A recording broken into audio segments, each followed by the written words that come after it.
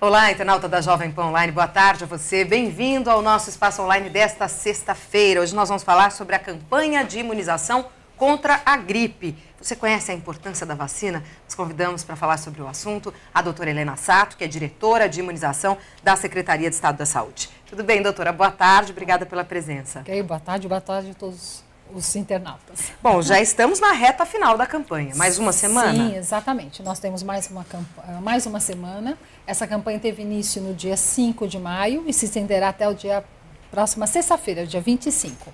Até o momento nós já vacinamos cerca de 2.700.000 pessoas. A nossa meta é chegar em 5.300.000, então ainda falta um grupo de pessoas. Então solicitamos, não vamos deixar para o último dia dia 25 de maio, então que procure o posto de saúde mais próximo da sua casa. Está abaixo do esperado esse número? Não? Comparando com a nossa campanha do ano passado, os números são muito próximos.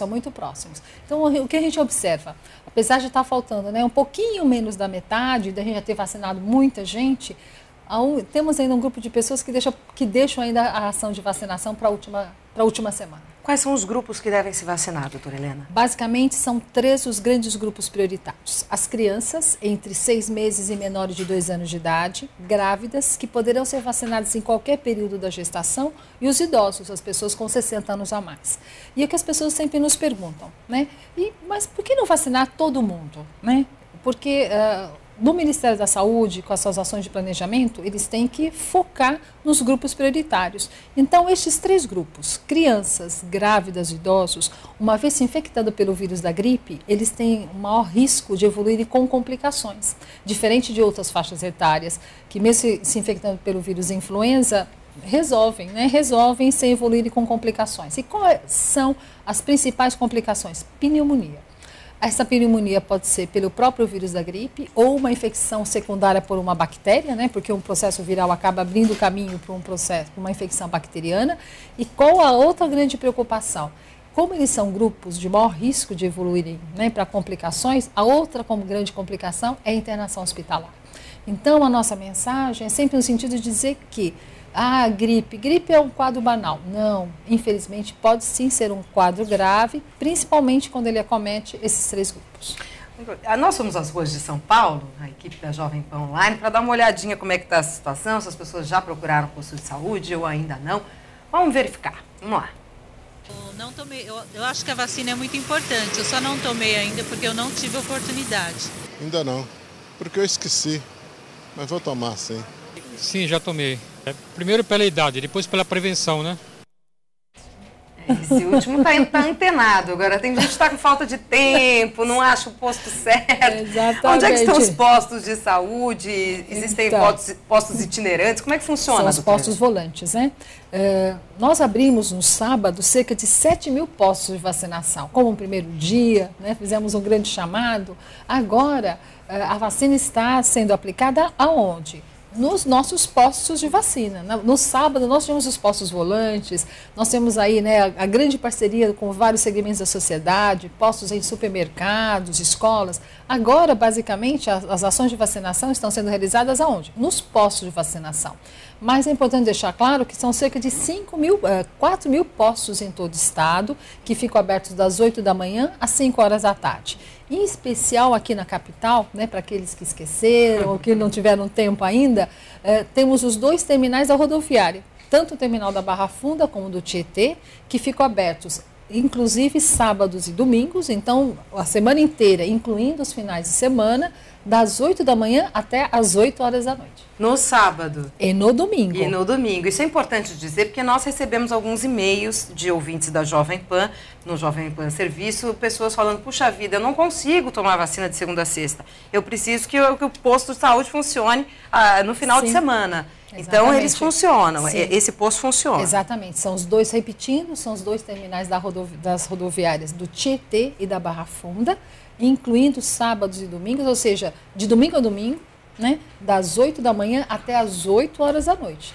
Ou seja, temos um tempo aí um pouco maior para aquelas pessoas que estão saindo do trabalho possam passar nesses locais e serem vacinadas, ou no final de semana, sábados e domingos. E é coisa rápida, né, Exatamente, exatamente. O Instituto Pasteur, aqui na Avenida Paulista, não está fornecendo a vacina contra a gripe neste ano? Exatamente. Neste momento, por ações, né, porque estão passando por uma reforma, então por isso que eles não, o Instituto Pasteur não está incluído na lista de postos. Eu lembro que no ano passado nós tivemos uma vacina combinada, inclusive combatendo aí a gripe suína, né? A gripe H1N1. Como é que funciona a vacina deste ano? Então, é importante esclarecer que o que aconteceu no ano de 2010 foi exceção.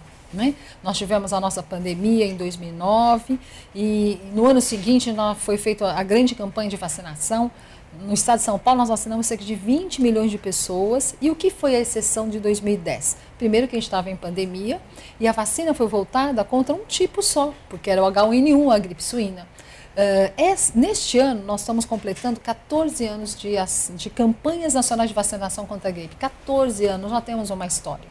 E nesses 14 anos, esse ano é o 14º, a única exceção de ser uma vacina monovalente foi 2010, por conta de uma pandemia. Os outros anos, ou seja, incluindo este ano, a vacina é trivalente. Então, ela é feita sob medida para os principais vírus que circulam no nosso meio, né?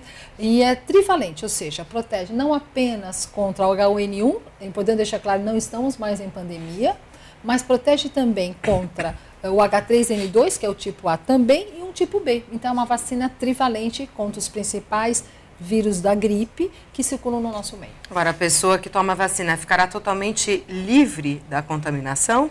É importante deixar claro, a vacina ela não é 100%, não é 100%. Mas o grande objetivo dessa vacina, claro, para as crianças, por exemplo, ou para os adultos, a proteção chega em 70% a 80%.